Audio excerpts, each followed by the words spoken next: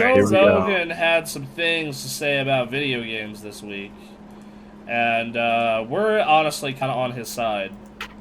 Well, okay, I haven't seen this Well, yet. yeah, Show the clip Thomas, first, bro. Show the Thomas, clip yeah, first, bro. Thomas and I are very much on his side, and a lot of the game industry kind of threw a hissy fit over this for no fucking How reason. dare you, Joe Rogan?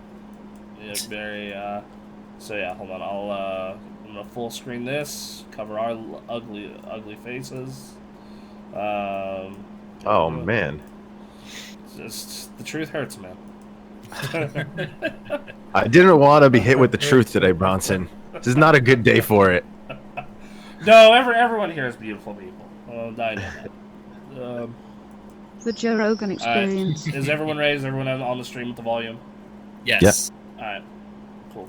I found, I don't know if you agree with this, there were a ton of kids along the way growing up as I was building my business that would say, oh, I'm not into this, I'm not into that, kind of like you described yourself. Yeah. And they don't do anything because they're Right. looking for that thing. And I would argue, do something. Do fucking something until you find that thing. Yeah, I've never been that kid though. I've always been into things. I always was into art, or I was into something. I always found things that I was interested in. Just none of them seemed like they were normal things that other people wanted to do for a living, like the path, like a career path. But I think that there's a lot of people that don't have any. There's no one. They're not modeling their life after someone that they see that they admire. Someone that's successful, someone that is doing something that they enjoy and love. Sometimes kids have to see that.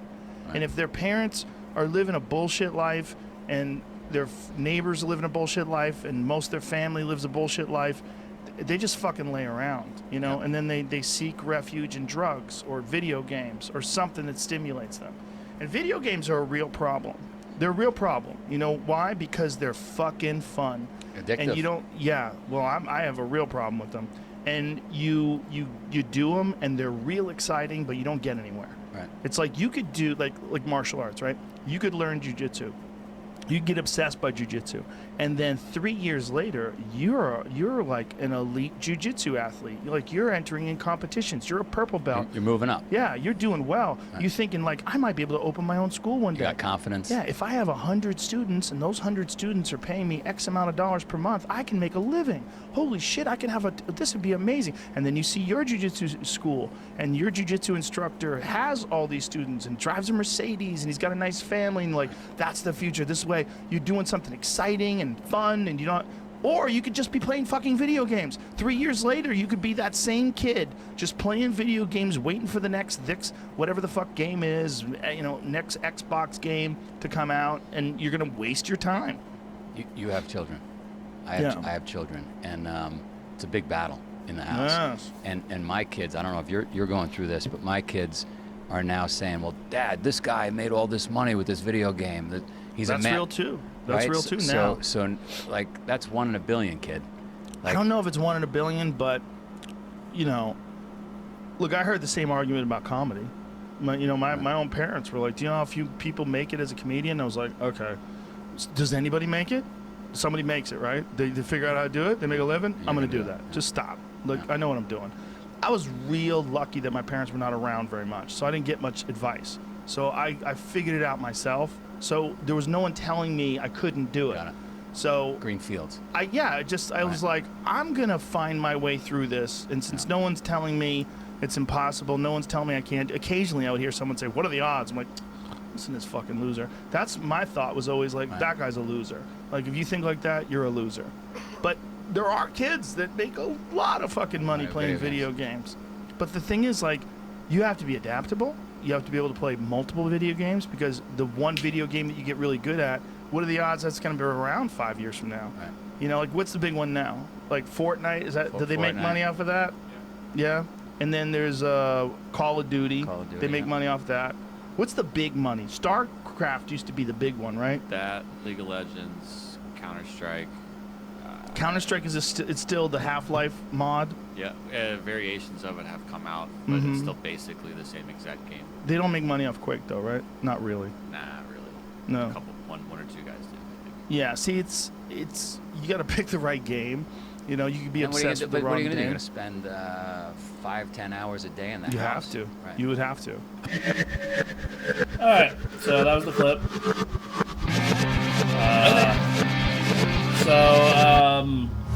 Yeah, and basically what has happened on the Twitters and the Facebooks and basically the internet as a whole, there's been just like a lynch mob of "fuck Joe Rogan." I got a jaywalking ticket in like Montreal. fucking like, and I'm just like, why? Because you can't handle once again this hard truth. This goes back to me thinking that a lot of these people that are mad on the internet are kids that are in school doing nothing but playing video games after school because fuck, after school I don't want to do anything else either. But no, like there's this like, but no, there are like totally a ton of people that are like industry professionals even being like fuck Joe Rogan, like or just giving smarmy, sarcastic comments. And They're industry professionals saying this? Yes. Yeah, because it's the age of being offended by literally anything anyone says. So nobody can have an opinion that's outside of their opinion.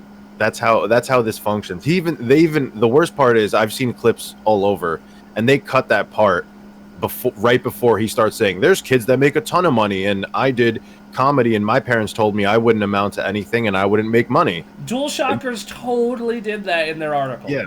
DualShockers, because that's the article I pulled originally from was DualShockers.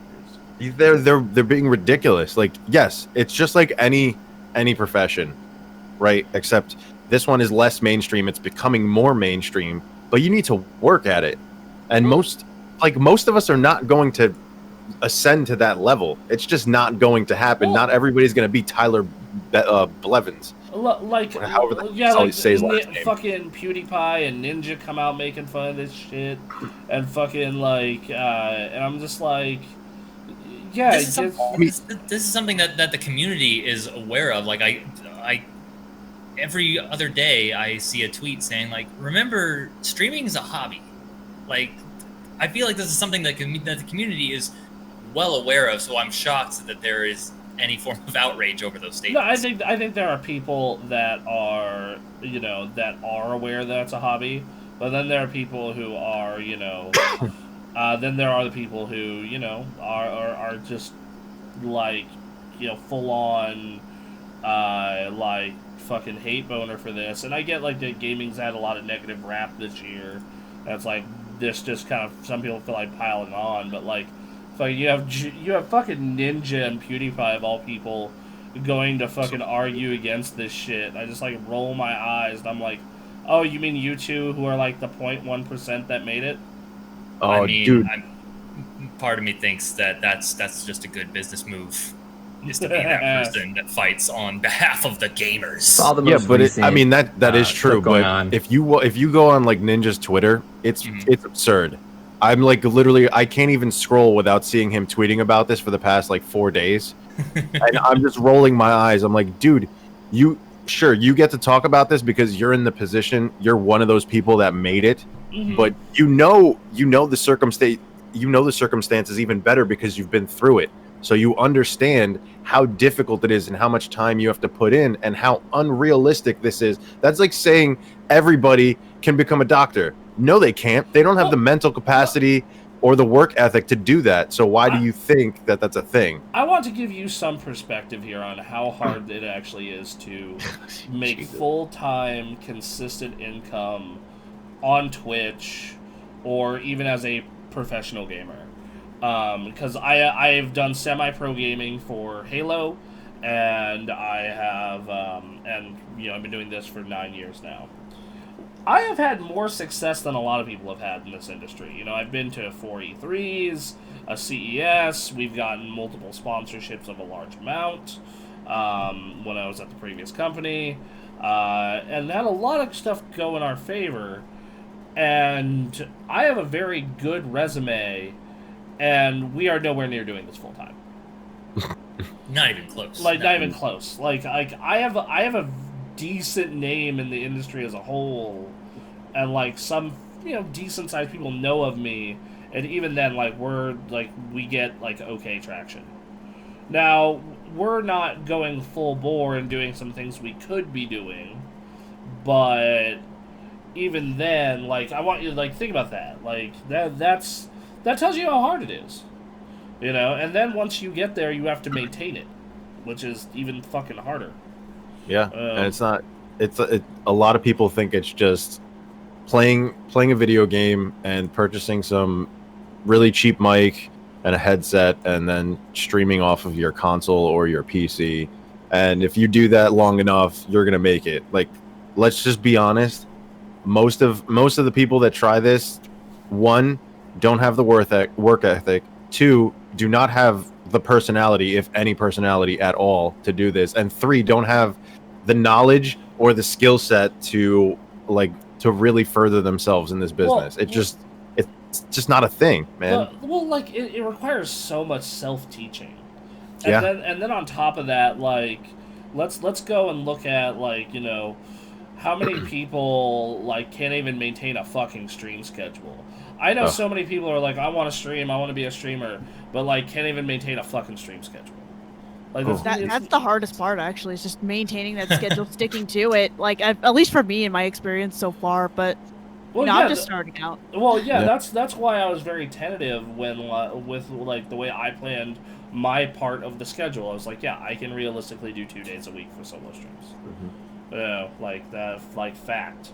You know, but, like, you know, and, like, I get it. Joe Rogan has had a history of game compulsion and game addiction. Like, he's talked about his Quake addiction, where he's playing, you know, 12 hours a day in some cases, and he had to throw his computer out.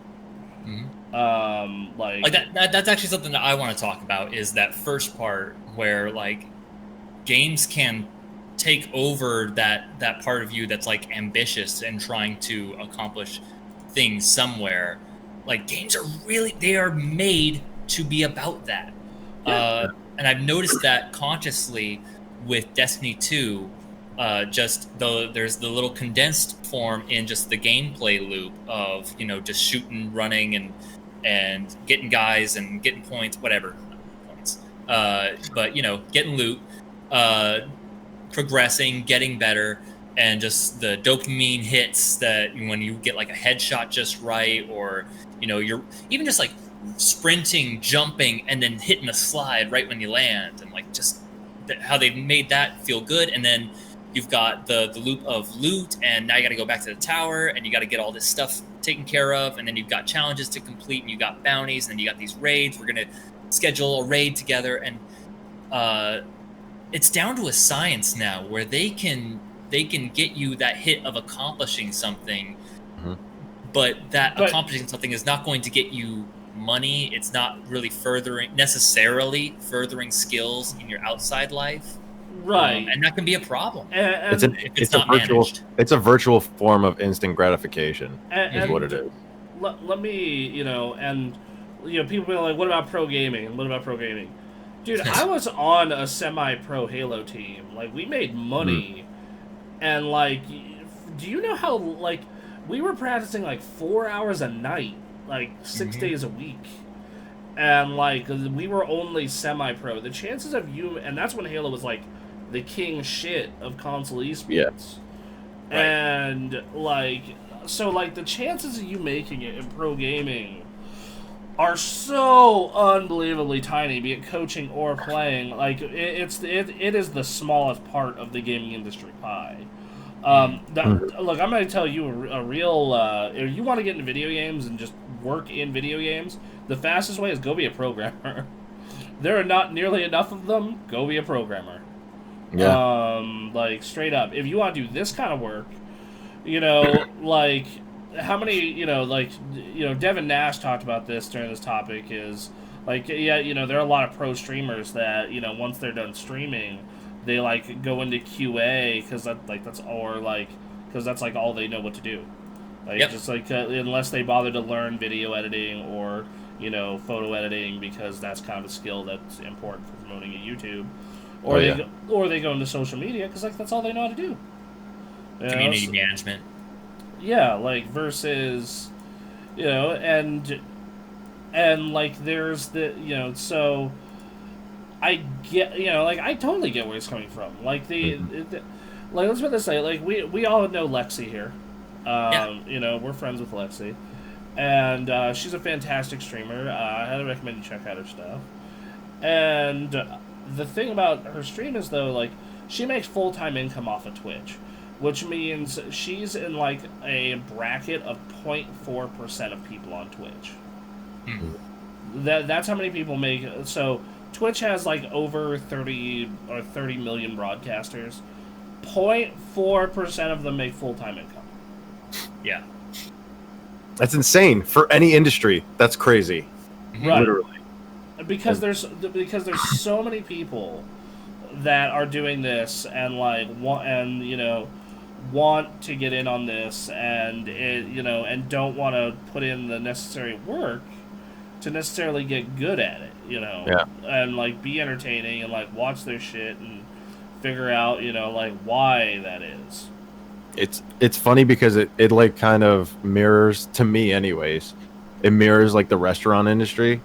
So where like people with money who have never worked in a restaurant think that they can open a restaurant, and then within the first year they're closed, and they're like, what happened? I had all this money and I threw out all this money at this and nothing happened. That's kind of what it's like streaming or being a journalist, being in games media in general, or becoming a pro gamer. They don't really understand what it's like to actually do it until they do it, and then they're like, shit, what have I gotten myself into? I'm up until like 5 a.m. every night and I can't keep this schedule, or I can't do this content, I can't write enough, I don't have time to edit, or something. Like any one of those things could be something that sets you up for failure. And let's not even forget about the fact that this is the biggest media entertainment industry in the world. You could take the next 5 like entertainment industries, combine them, and they're not as big as gaming. So you're already working at a massive disadvantage right there. Right. Let's you want to take a look at, like, perfect example is, like, I'll pull up any random Twitch game feed. Like, I'll pull up the Halo feed right now, and there are 2.3k people watching Halo. And you dig through the separate individual streams, and like the top guy has 270 people watching him, and he almost has 1,000 subs. But like after that, it just falls hard. It falls off real hard, and and the realistic thing is like, okay, let's say you are 100% dedicated to being successful on Twitch, or yes, Aaron, we are. Because we're fucking. I think all of us here are. Because we're fucking idiots. Look at how serious I am. Look at this. Yeah. Yes. So green. Yes. Look at how green this is. Look at this light. Oh my god. Look at this green screen. Look at my husband. Hello. Hi, Nate. Oh man. Yeah. Nate, if you're not yet, you should follow. Nate, follow right now. Oh my god. Anyway, I just think the reaction to this is a bit ridiculous. Like, stop taking it as such a personal affront. Like, in your heart and in your mind that you're not gonna go anywhere with this. Yeah, there we go. There you go. Thank you, Nate. Anyway, yes. If you're gonna do this casually, this shouldn't offend you. Like, I don't understand it. Like, I know people who, like, we fought Cartbale. Cartbale's a casual streamer that we raid almost every other week, and like, yeah, dude's just on here to have fun and like make a couple extra bucks if he can, and like have a good time. The thing is like, if you want to do this full time, let me run down what it takes. Okay, so you're going to be running a Instagram, a Twitter, a Facebook, and in all honesty, nowadays, probably a TikTok whenever you have a free moment. Okay. Aaron, by the way, we need to talk about getting a TikTok, possibly. Okay. So you're don't do it. Don't sell out. So what? Can we just bring Vine back? Yeah, for real. But no, so you're running those 4 social medias. Then you are running a YouTube successfully with edited content, posting 2 to 3 times a week. Plus, if you can get good clips or good discussion from your stream onto that YouTube, the better. Yeah. Then you have your streaming schedule, which ideally you'd go 3 to 4 times a week. And your streaming schedule, honestly, if you want the most growth, you're probably looking at starting your stream at 7 in the morning Pacific. Mm-hmm. Statistically, that is the best time for growth. And then on top of that, you need to be good at all of this and entertaining on Twitch. Yep. It takes a lot. Like, it really does. Like, you talk about that whole streaming, like, 3-4 days a week, and then I'm looking at my own schedule, like, I stream every day. We're working hard. Which that's another thing that people, that's another thing, like, people who just, like, they go on and they stream every day, but they're not doing any of the other stuff, so they don't grow as much, they stagnate at a point. Mm-hmm. Look, I feel a little called out right now. It's okay, because we're fucking up the YouTube side of things, so that's alright. Yeah. I don't even have a YouTube yet. I'm working on it. It's social media for me. I always find that to be the hardest part, especially coming from somebody that hates social media. Yeah. Oh my god, I don't even want to go to post like, hey, I dropped a video today, and I had to preload all of my tweets and everything last night so that I wouldn't have to go on today and do it. And I'm like, I just don't even want to look. I don't want to interact with these people because it's just more of the same thing over and over again. I'm fine running the socials. The part of it that I fucking just get graded on is like dealing with YouTube. Like the algorithm on fucking YouTube, the making the thumbnail for the fucking YouTube, just everything that is making the YouTube work correctly. And then, so yeah, and all of that just to have a shot at being successful. Yeah. Now granted that, most people don't do that. Once again, I use Lexi as our case because she is someone we know personally. She runs a very successful Twitter, Snapchat, and hilariously enough, Pornhub.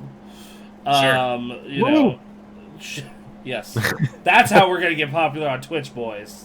I told you. I mean, I thought that's what we were bringing in Ray for. I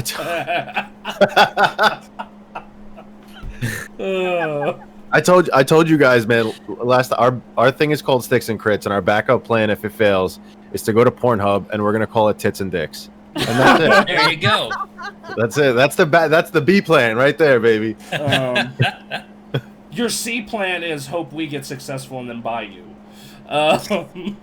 Never. No, you're never gonna be my boss ever again. That's not happening. What is? You're the best boss I've ever had, but also at the same time, not happening again. Wait, what's that new one that I see a lot of like female streamers going to? Oh fuck, what's it? OnlyFans? OnlyFans. OnlyFans. Oh my god. Let's do an OnlyFans. Dude, yes. God, they're making so much money. That's actually that's another one where surprisingly, just like Twitch, like the top 6% are making money, and then everything else makes nothing. I don't know if that's necessarily true though, because they charge you have to think about it. Even these smaller channels profiles on OnlyFans, they make their subs. You have to subscribe to them before you even get to look at anything, and you also have to remember that that's sexual content. Yeah, 99% of the time. So even if they're getting 20 subs a month, and most of these girls are charging between $5 and $20 to look at their stuff monthly, they're making money, just off of that. And that's not counting donations or the stuff where they charge for videos, for extra videos, and for extra pictures and all this. Don't ask me why I know so much. I just do. By the way, I know people who have an OnlyFans, and they'll let you know that you would think that, but it very much for most of them is part-time income or worse, unless you are one of those women who is just top of the platform. I mean, I started doing this because I needed a few extra bucks for college. I mean, that's just expensive, right? Any help you can get.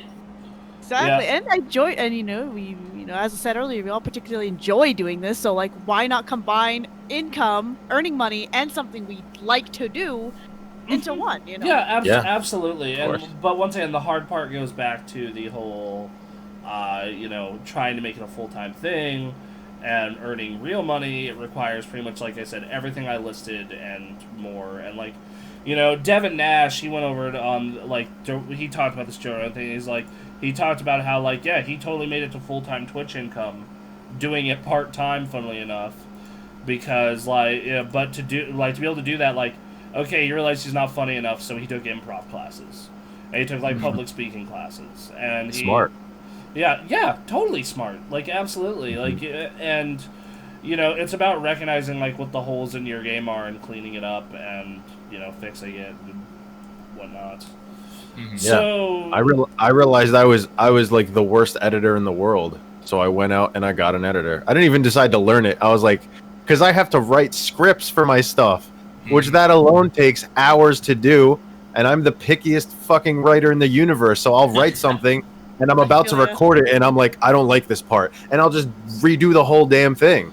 I'm like, damn, I need someone to edit for me. By the way, I actually watched your Ghost of Tsushima video last night, finally. Oh, yeah? Yeah, I got around to that. Oh, that was that one view I looked at last night. I was looking at my analytics. That must have been you. Yeah, that was me. And, 14-minute video took me 3 hours to write, and then I rewrote it, and it took me 20 minutes. Yeah, after that. That's how it goes, bro. Like, I remember back in the day when we used to have, like, full scripts and whatnot for my old soapbox, like, spend like a good 6 hours writing a script for it sometimes. But yeah, and then, like, I'm currently in the process of learning Resolve for even basic edits, and it's, that is a fucking mountain to climb on its own. And I can only really do basic cuts, and that's even kind of iffy. So yeah, like, it's fucking people need to calm the fuck down. Yeah, no. No, agreed. I thought when you were, like, pitching this video, I thought it was going to be worse than the whole Robert Ebert criticism of video games reaction. But, like, no, it's not. No, people's response to it is that. Yeah, people's response. Yeah, no, the people's response is that. I'm saying, like Ebert had, like, a criticism for games that was, like, as like, a form of art. And it was like, I can kind of see where he's coming from. And then, yeah, this video is like, yeah, I don't know what, this is not. No, it didn't seem. I said you like when you guys said it, I was just like, oh shit, what am I in for? But then actually watching it, you're just like, oh, that's not that bad. Like, it's kind of like I said, he's telling the truth a little bit there. But it's just like, you have to be able to want to put forth that if you want to make this your full-time job, if you need to be able to put forth everything. You need to, like, go all in. You can't just be like, I want to be a streamer. No, you have to be all in. Well, how many people do we know, like how many, like, we all know those people who, like, turn on a webcam and stream inconsistently and, like, are not the most entertaining and, like, are like saying, like, I'm a streamer and I want to go full time. And you're like, well, good luck. You have to do your research for that shit. Like, even myself, I'm still working on it again and again and again. Like, I used to, like, I'm still working on the personality bit. Like, and I took notes from so many different kinds of streamers I really like. One particular, I love watching Maximilian Dude. Yes, Max is great. I love him, and so I've been taking a lot of notes from him and just how to have, like, a really good personality. So it's about doing your research too. Like, what can you do to better yourself? And I think that's an important part. I think Aaron and I have pulled a lot from the Giant Bomb guys over the years.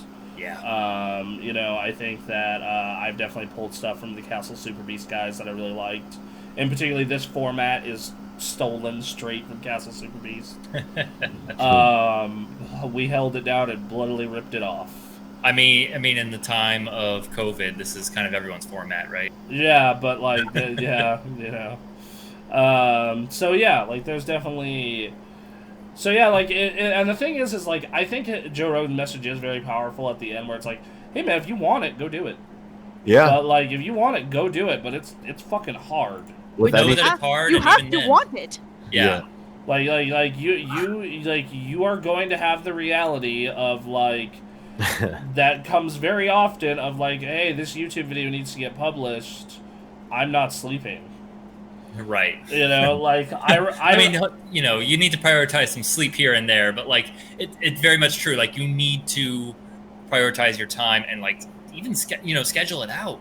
You know, there's a lot of stuff you got to do. You're basically working 2 full-time jobs. Yeah, essentially, like that is what you were made to do. Because like you'll have your day job, and then you'll have this, and you're basically working full-time jobs. And like you know, for me this year, it's been this year I've had a rough year medically. I'm finally almost out of the woods. Ugh.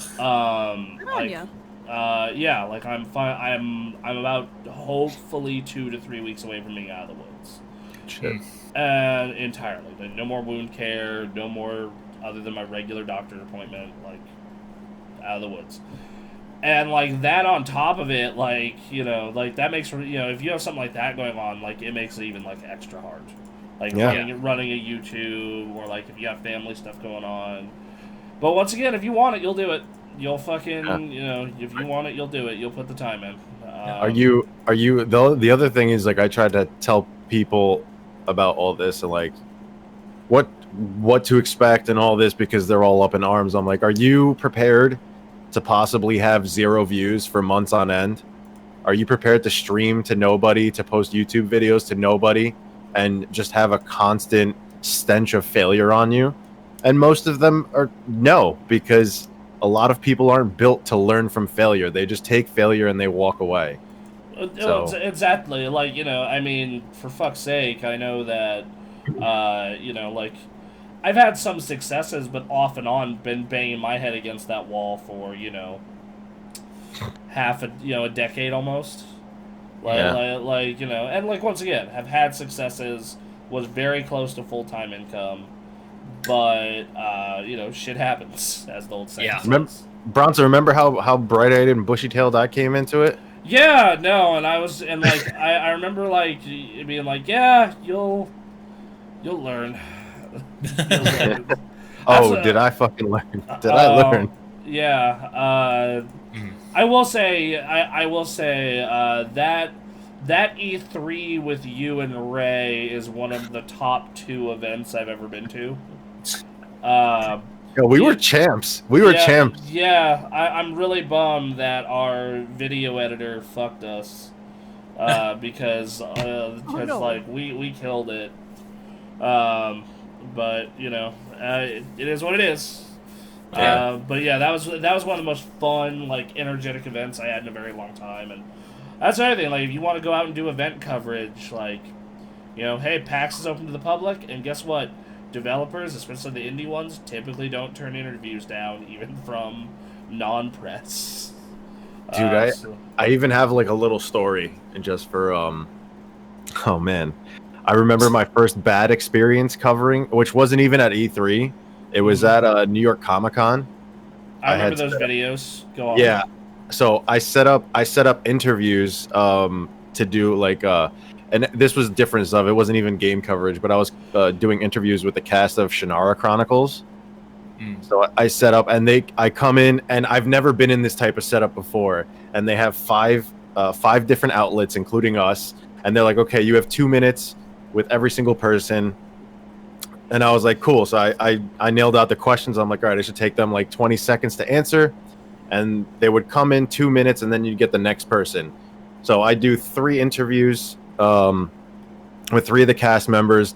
Goes perfectly fine. Then I get to Manu Bennett, and I'm like, oh, this is awesome. Always wanted to meet him, so it's going to be cool just, interviewing him. I asked him questions, and he wouldn't shut the fuck up. And he just wouldn't stop. Like, I asked him a question, and he would just go on for 2 minutes. And then I have, like, in my peripheral vision, I just see, like, this. And I'm like, all right, cool. And I'm trying to cut it off, and Manu Bennett's still talking. And I'm like, do I just stop Manu Bennett? Is that a thing I do?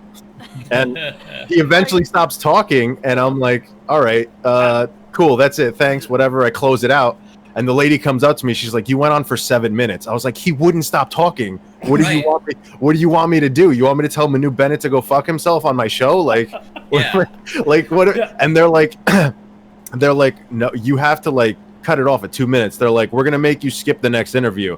And I was like, you know what? It's fine. I learned my lesson. Let's pack it up and we'll go to the next thing. I have some more stuff to do anyways. No, That's fucking hilarious. That was horrible, man. You never told me that story because it's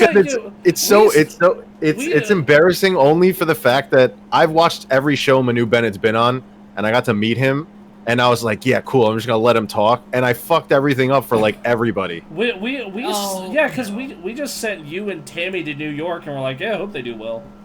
It actually went pretty good because I got Alan from he does freelance work for like Polygon and stuff. He came out. I know Alan. We talk on Twitter sometimes. Thing where like developers and the people and the community that enjoys, like developers and actors and people who are involved in the making of the stuff and the people who consume it and enjoy it. Like they can go on forever and have a fantastic time. It's always the business people in the middle, man. Dude.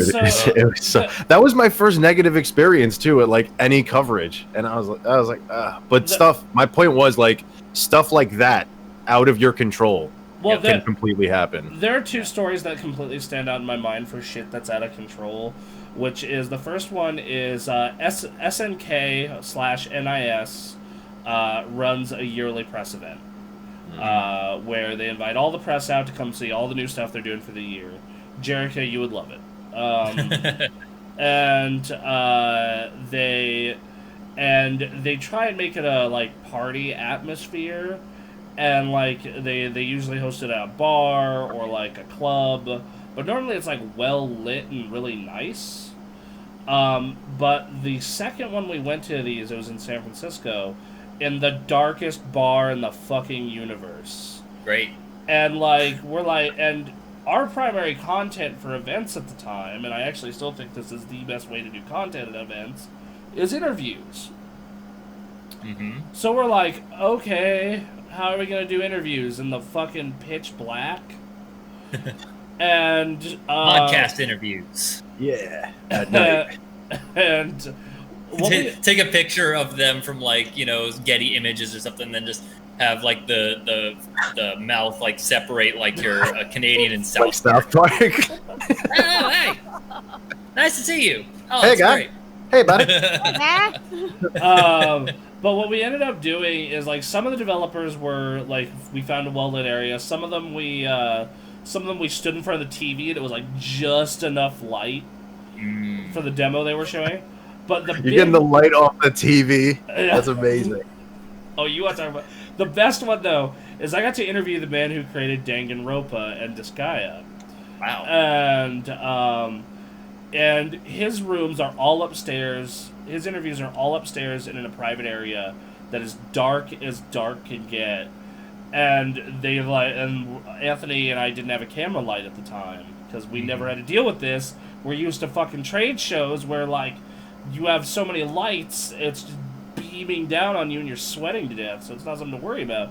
So like, and this guy also required a translator. So it's me, the translator, and the guy who made Danganronpa sitting on a couch, like, and all you can see is our outlines.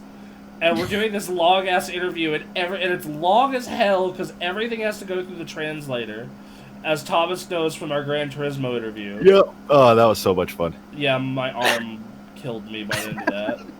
I remember the Gran Turismo interview. I'm just like, I start out like this, and then I'm like this, and then I switch hands, and then I switch back, and then I'm just holding my arm up, being like, for the love of God, finish the fucking interview. In hindsight, we should have brought a tripod. Anyway. Yeah, obviously. The other story that comes to mind... Hang on, real quick. I just like the idea of, like, you guys sitting in the dark and there's an outline. All you have to do is, like, shift their voice down. It's like, yeah, working on Danganronpa was really good.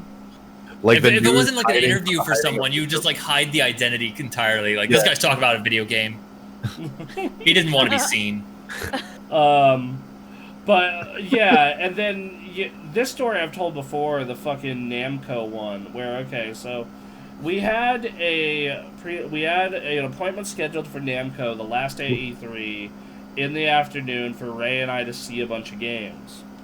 First day of E3, I go over and ask, like, hey, we have an appointment on the last day, but afterwards, are we allowed to do interviews? I get told no. Second day, I get told no. Third day, I get told no before we go over there later. Later, we go over, we get past the front desk people, and we watch the presentation for all 3 games as Project Cars, Ni no Kuni, and Dragon Ball Fighters. And then afterwards, I immediately go up to the developer who did the presentation. So I was like, "So you guys taking interviews?" He's like, "Yeah, sure." Yep. Yeah, sounds about right. That and then when we had to fucking cut the line at Sonic, that was fucking funny. That sounds like our E3 experience with Nintendo. Oh, fuck that. Oh, my God. Oh, dear. I feel like this is a story. Nintendo's the worst. The God. fucking... Alright. Because Nintendo's never going to pay attention to this channel ever anyway.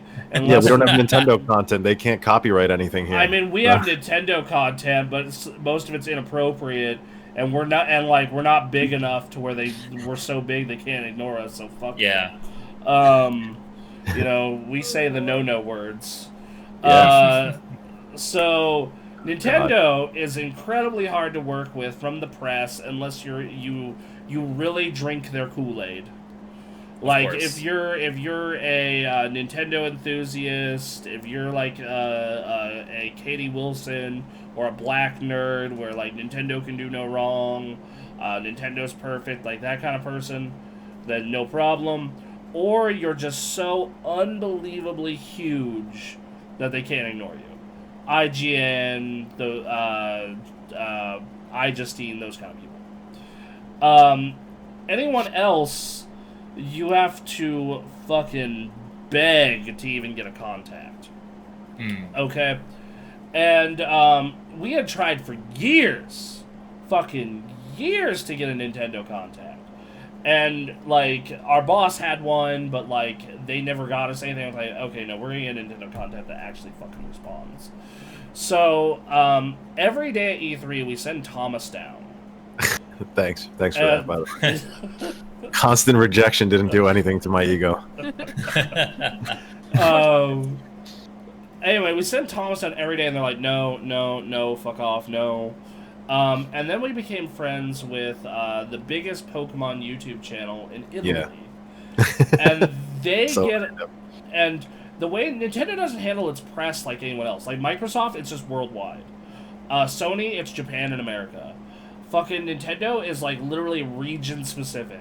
So even though they have the hookup, and they have a hookup in Europe, that doesn't matter. But the Nintendo of Europe guy was nice enough to go talk to Nintendo of America, and we're just like sitting around this booth awkwardly waiting. Like, please talk to us. Yeah. Like, it's the last day of E3, like, please, we're professionals. And what ends up happening is, how would you expect to get contact information at E3? A business card, right? Yeah. Yeah, okay. Nah, son. Nah. First off, this lady seems super reluctant to do this and not happy at all. Okay? Right. Like, she just seemed like I was just ruining her fucking day. And she goes... You were. And I probably was. And she goes and she busts out a sticky note.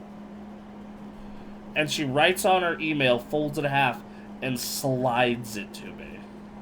So disrespectful. And I'm just like... Wow. Yeah, and the only thing we never got a review copy from them. We did at least get responses, and we did get put on their press list. Okay. So, but we never... So in 10 years, that'll do something. Yes, if that outlet was still existed, yes. Didn't the Italian streamers, they also got... I remember we went out to dinner with them, and they were like, oh, Nintendo canceled an event on us or something, too. Yeah, Nintendo with them at least, though, like, still, because they drink the Kool-Aid because of who they are. Well, yeah. Yeah, so I don't know. It's just... It's hard. It's just like... And some companies are way more willing to work with you than others. Mm-hmm. Like Sony's devs, you could walk up to anybody.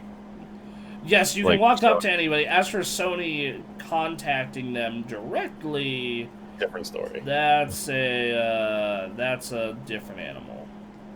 But like their devs, they keep pretty open. Okay. Yeah, no. So, that's kind of our big news story for the week, and people need to calm the fuck down. Yeah. Like that's like the real answer from this year is like, holy shit, people, chill. real. You know, like I'm sorry to, we're sorry to let you know that shit happens. All right, so we got the news stories though. Here, so